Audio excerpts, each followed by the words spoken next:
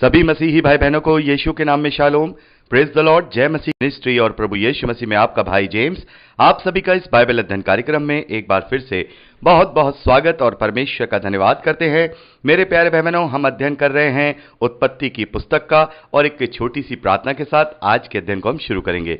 Hallelujah. धन्यवाद पिता परमेश्वर, धन्यवाद करते हैं आपके अद्भुत रीति वाले प्रेम के लिए जो आपने अपने इकलौते पुत्र को देकर हम सभी पर प्रकट किया। धन्यवाद करते हैं महान पिता परमेश्वर आपके अनुग्रह के लिए, आपके महान प्रेम के लिए, आपकी तमाम आशीषों के लिए। धन्यवाद करते हैं इस बाइबल स्टडी प्रोग्राम के लिए जिससे हम आत्मिक रूप से आशीषित हो रहे हैं। होने दे महान पिता परमेश्वर, आज के अध्ययन में पवित्र आत्मा हमारी अगुवाई करे, सहायता करे, मदद करे।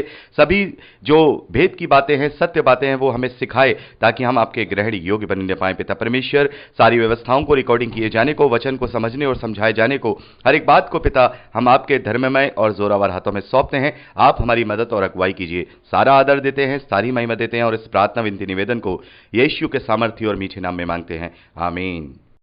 एक बार फिर से आप सभी का स्वागत है। हम अध्ययन कर रहे हैं उत्पत्ति की पुस्तक का और अब समय है कि हम उसके 48वें अध्याय 12वें वचन से आगे का अध्ययन करें। अभी हमने देखा कि याकूब का अंतिम समय चल रहा है और यूसुफ उनसे मिलने आते हैं और अपने साथ अपने दोनों बेटों को, जिसका बड़े का नाम हम देखते हैं कि मनुष्य है और छोटे का नाम एप्रेम है, जब याकूब उन्हें देखते हैं तो उन्हें अपने पास आशीर्वाद देने के लिए बुलाते हैं। 13वें वचन से लेकर के 17वें वचन तक हम देखते हैं कि याकूब बड़े बेटे मनुष्य के ऊपर बायां हाथ रखते हैं और छोटे बेटे एप्रेम के ऊपर दायां हाथ रखते हैं और उन्हें आशीर्वाद देने लगते हैं। तब वहां पर यूसुफ को यह बात बुरी लगती है क्योंकि यूसुफ जानते हैं कि मेरा बड़ा बेटा मनुष्य है और छोटा बेटा एप्रेम है, लेकिन याकूब यहां पर उल्टा कर रहे हैं। मेरे प्यारे भाई बहनों, यहां हाथ का बहुत बड़ा फर्क है। यहां हम देख रहे हैं कि जो याकूब हैं वो दाहिना हाथ छोटे बेटे के सर पर रखते हैं और बाइना हाथ बड़े बेटे के सर पर रखते हैं, बल्कि होना यह चाहिए था कि दाहिना हाथ वो बड़े बेटे मनुष्य के सर पर रखते और बाइना हाथ यानी कि लेफ्ट हैंड अपना छोटे बेटे एप्रेम के ऊपर के सर पर रखते। तो यहां पर हम दाएं हाथ का वर्णन देखते हैं। मेरे प्यारे बहनों, जैसा कि आप सभी जानते हैं, मैं आपको पहले भी बता चुका हूं कि दाएं हाथ का मतलब क्या होता है। मिडिल ईस्ट के कल्चर में दाएं हाथ का मतलब समानता का होता है, यानी कि किसी को दायां हाथ कहना या दाएं हाथ पर बैठ जाना या दायां हाथ बन जाना का मतलब उसकी समानता में हो जाना। जैसे प्रभु यीशु मसीह के लिए कहा जाता है कि वो परमेश्वर का इकलौता पुत्र है और वो अपने पिता के दाहिनी ओर विराजमान है, यानी कि उसकी समानता में है। तो यहां पर हम देखते हैं कि यूसुफ को यह बात बुरी लगती है कि भाई क्या याकूब गलती से ऐसा कर रहे हैं। यहां पर हम देखते हैं कि याकूब यह बात गलती से नहीं बल्कि जानबूझ करके कर रहे हैं। और 18वें वचन में हम देखते हैं यूसुफ अपने पिता को सही करने के लिए कहते हैं कि हे पिता, ऐसा मत करो क्योंकि मेरा बड़ा बेटा मनुष्य है, अपना दाहिना हाथ मेरे बड़े बेटे के सर पर रख। उसके बाद याकूब यूसुफ को जवाब देते हैं, नहीं सुन मेरे बेटे, मैं इस बात को अच्छी तरह से जानता हूं कि बड़ा बेटा मनुष्य है, लेकिन फिर भी मनुष्यों की एक मंडली तेरे बड़े बेटे से उत्पन्न होगी और वो बहुत महान हो जाएगा, लेकिन छोटा बेटा एप्रेम इससे अधिक महान हो जाएगा और उसके बहुत से वंश और जातियां निकलेंगी। तो यहां पर जो याकूब ने आशीर्वाद दिया है वो वंश और जातियों के विषय में दिया है, यानी कि उनकी संख्या के ऊपर दिया गया है। और हम जब आगे गिनती की पुस्तक का अध्ययन करेंगे तो वहां पर देखेंगे जो इजरायली हैं उनकी गिनती की जाएगी और उस गिनती में हम देखते हैं जो छोटा बेटा एप्रेम है उसका वंश 40,500 का होता है और बड़ा बेटा मनुष्य उसका वंश केवल 32,000 होता है। यानी कि उस वक्त तक जो एप्रेम का वंश है वो अपने बड़े भाई के वंश से करीब 8,500 ज्यादा है। तो इस प्रकार से जो यहां पर आशीर्वाद दिया गया है वो आगे चल के बिल्कुल पूरा हो जाएगा और इसी प्रकार से यहां पर उसने याकूब ने इन्हें आशीर्वाद दिया है। और आगे लिखा है, फिर उसने उसी दिन ये कहकर उनको आशीर्वाद दिया, इजरायली लोग तेरा नाम लेकर ऐसा आशीर्वाद दिया करेंगे, परमेश्वर तुझे एप्रेम और मनुष्य के समान बना दे। और मनुष्य से पहले उसने एप्रेम का नाम लिया। तब इजराइल ने यूसुफ से यानी कि याकूब ने यूसुफ से कहा, देख मैं तो मरने पर हूं, परंतु परमेश्वर तुम लोगों के संग रहेगा, तुमको तुम्हारे पितरों के देश में फिर पहुंचा देगा, और मैं तुझको तेरे भाइयों से अधिक भूमि का एक भाग देता हूं, जिसको मैंने अमोरियों के हाथों अपनी तलवार और धनुष के बल से ले लिया है। तो मेरे प्यारे भाई बहनों, यहां पर हम देखते हैं कि यहां जो आशीर्वाद दिया गया है वो एक्चुअली वंश को लेकर के किया गया है, यानी कि वंश और उसकी तादाद को लेकर के कहा गया है। और इजराइलियों में ये आज तक प्रचलित है, क्योंकि जो एप्रेम और जो मनुष्य है उसका वंश बहुत ही ज्यादा था, यानी कि सभी 14 गोत्रों में अगर हम देखा जाए, क्योंकि अब तो 14 गोत्र ही माने जाएंगे, आगे चल के वो 12 हो जाएंगे, लेकिन अभी तो फिलहाल 14 हैं। अगर हम उन 14 गोत्रों को देखते हैं तो एप्रेमी जो लोग थे और जो मनुष्य के जो वंश के लोग थे वो बहुत ज्यादा फलते हैं, बहुत ज्यादा फूलते हैं। तो जैसे कि इंडिया में आशीर्वाद दिया जाता है ना, फूलो फलो और आगे बढ़ाओ, तो इसी प्रकार से इजरायलियों में भी आज तक यही आशीर्वाद दिया जाता है। यदि कोई बेटा उत्पन्न होता है, बेटा जन्म लेता है, तो उसे एप्रेम और मनुष्य के समान फलने फूलने का आशीर्वाद दिया जाता है।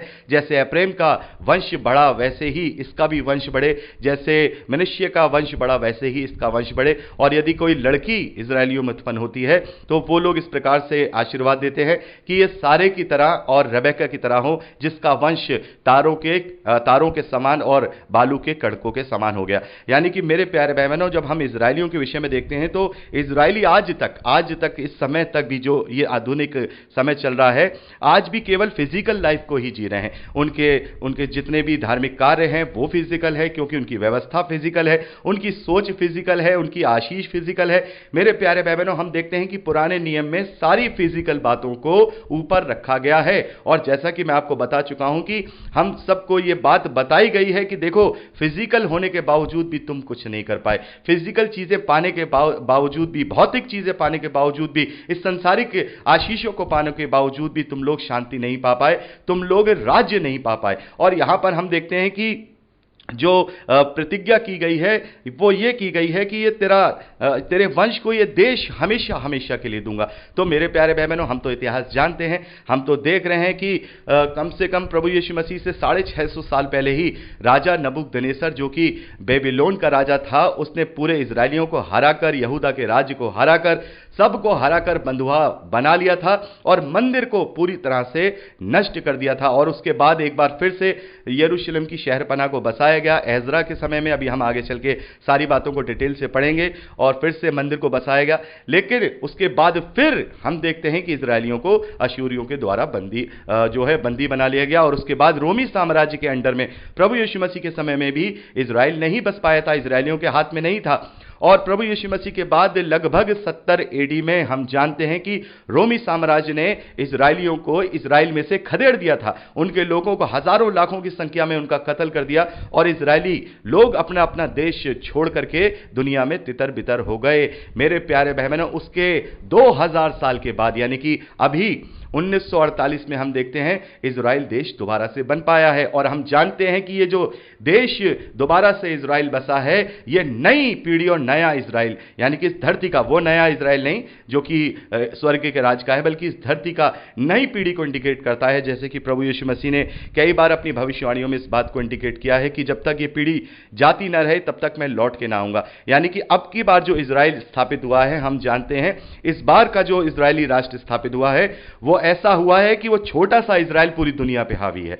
हम जानते हैं उनकी अपनी खुद की सैटेलाइट्स हैं, उनकी अपनी खुद की पावर है, इतनी बड़ी मिलिट्री की उनकी ताकत है कि इस वक्त जो सबसे बड़ी मिलिट्री की ताकत, जो आर्म्स जो फोर्सेस हैं, वो सबसे बड़ी इजराइल की है। छोटा देश होने के बावजूद भी उनके यहाँ ये नियम है कि जो कोई भी लड़का या लड़की होगा वो 18 साल से लेकर के 20 साल की उम्र तक आर्मी ज्वाइन करेगा। ये कंपलसरी है।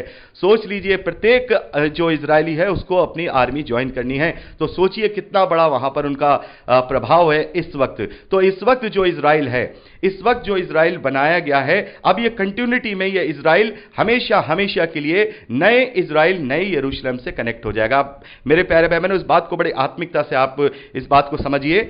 वो इजराइल जो इजरायलियों को दिया गया, उनके वंश को दिया गया, वो उनसे छीन लिया गया, उनके पास नहीं रहा, कभी नबूकदनेस्सर के द्वारा, कभी रोमी साम्राज्य के द्वारा। लेकिन अब जो इजराइल बसा है, अब ये कंटिन्यूटी में चलेगा, यानी कि अब इजराइल देश कभी तबाह नहीं होगा, बल्कि प्रभु यीशु मसीह का आगमन होगा और वहां पर वो अपना राज्य स्थापित करेंगे। यानी अभी तो यहूदियों का वहां पर राज्य है, लेकिन जब प्रभु यीशु मसीह का द्वितीय आगमन होगा तो वो वहां पर 1000 साल का राज्य स्थापित करेंगे। और उसके बाद वो फिजिकल राज्य, जो फिजिकल राज्य है, जो भौतिक राज्य है, जो संसारिक राज्य है, वो फिर आत्मिक राज्य में कन्वर्टेड हो जाएगा। और जितने भी मसीह विश्वासी हैं वो सब प्रभु यीशु मसीह में अनंत काल के लिए राज्य करते रहेंगे, उसके साथ राज्य करते रहेंगे। तो मेरे प्यारे भाई बहनों, जैसा कि पौलुस कहते हैं कि मसीह विश्वासियों पर बहुत सारे भेद उजागर हुए हैं, तो ये सबसे बड़ा भेद हमें पता लगा है कि संसारिक और भौतिक वस्तुएं कुछ भी नहीं है। चाहे कितने बड़े बड़े राजा हो जाएं, चाहे कितने बड़े बड़े बलशाली हो जाएं, कितने ही बड़े बड़े वंश क्यों ना हो जाएं। हम देखते हैं इजरायलियों का वंश कितना ज्यादा था, लेकिन उसके बावजूद भी इजराइल उनके पास हमेशा हमेशा नहीं रहा। अब अंत के दिनों में उनके पास आया है, ताकि अभी भी वो समझने पाए कि आज भी अगर वो भौतिक राज्य के पीछे पड़े हुए हैं, भौतिक राजा के पीछे पड़े हुए हैं, फिजिकल राजा के पीछे पड़े हुए हैं, क्योंकि प्रभु यीशु मसीह को यही कहकर के उन्होंने इग्नोर किया था।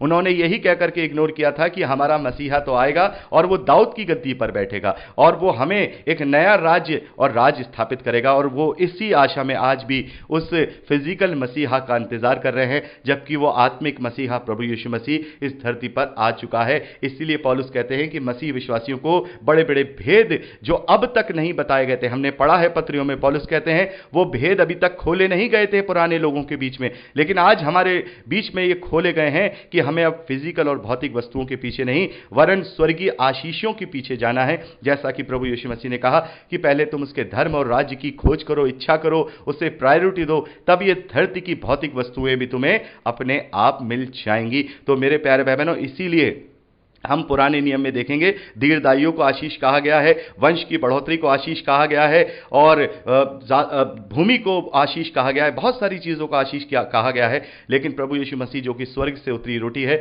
उसने कहा कि असली आशीष स्वर्ग की होती हैं। प्रभु यीशु मसीह ने इस धरती की भौतिक चीज़ों को वस्तुएं कहा है, और प्रभु यीशु मसीह में होकर हम ये जान लेते हैं कि सच्चाई क्या है, क्योंकि प्रभु यीशु मसीह मार्ग, सत्य और जीवन है। तो मेरे प्यारे भाई बहनों, इसी प्रकार से भौतिक आशीर्वाद आज भी इजरायली लोग अपने बेटे और बेटियों को देते हैं कि तुम एप्रेम और मनश्शे की तरह फलो फूलो बढ़ो, और अपनी बेटियों को वो आशीर्वाद देते हैं कि तुम सारे और रबेका की तरह बनो, कि उनका वंश तारों के समान है, भूमि के किणकों के समान है। तो मेरे प्यारे भाई बहनों, यहां पर हमने अभी 22वें वचन में पढ़ा कि याकूब यूसुफ से कहते हैं कि मैं तुझे तेरे भाइयों से अधिक भूमि का एक भाग देता हूं, यानी कि यूसुफ को याकूब ने यहां पर पहलौठा ठहराया है। मेरे प्यारे भाई बहनों, यूसुफ को यहां पर याकूब ने पहलौठा ठहरा दिया है, और याकूब को अधिक भाग देकर के उसने यहां ये कह दिया है कि जैसे मैं भी छोटा होकर के मैं पहलौठा बना, और मेरा बड़ा बेटा रूबेन जो कि पहलौठा होने के लायक नहीं है। हम जानते हैं कि रूबेन ने क्या किया था,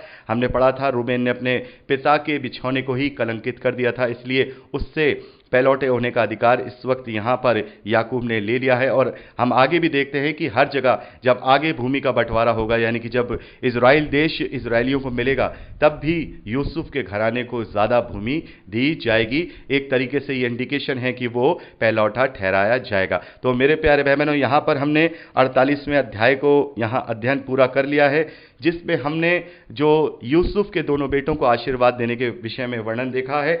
अब हम 49वें अध्याय की तरफ जाएंगे, जहां पर अंत के दिनों में, यानी कि अब याकूब का अंत का समय चल रहा है। याकूब अपने 12 पुत्रों को इकट्ठा करके उन्हें अंत के आशीर्वाद देते हैं, अपना जो आगे उनका भविष्य है, उनका वंश कैसे होगा, वो सारी बातें उनको आशीर्वाद देते हैं। और मेरे प्यारे भाई बहनों, जैसे जैसे आशीर्वाद यहाँ याकूब ने अपने पुत्रों को दिए हैं, उनके आगे आने वाले वंशों में वैसा ही वैसा हम इजराइल के इतिहास में होता हुआ पाते हैं। तो अब हम 49वें अध्याय पहले वचन से आगे की ओर बढ़ेंगे, और मैं चाहूंगा 49वें अध्याय का अध्ययन हम अगली रिकॉर्डिंग में करें। तो प्रभु आप सबको आशीष दे।